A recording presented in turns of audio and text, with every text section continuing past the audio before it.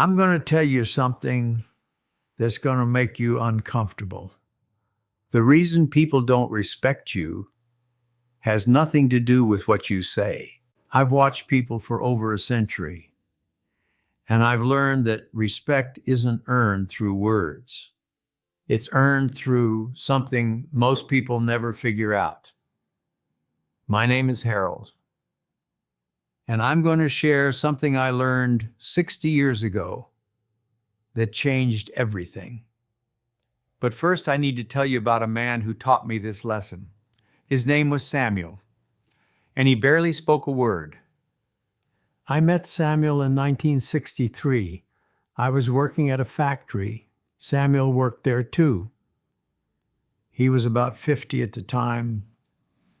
Quiet man, never said much. While the rest of us stood around the break room, talking, arguing about politics or sports or whatever, Samuel would just sit there, listening, sometimes nodding, rarely speaking. And at first I thought he was simple, maybe slow, because surely if you had something valuable to say, you'd say it, right? But I noticed something strange. Whenever there was a problem, whenever something needed to be decided, everyone would turn to Samuel. The foreman would say, "What do you think, Sam?" And Samuel would think for a moment. Then he'd say maybe 10 words.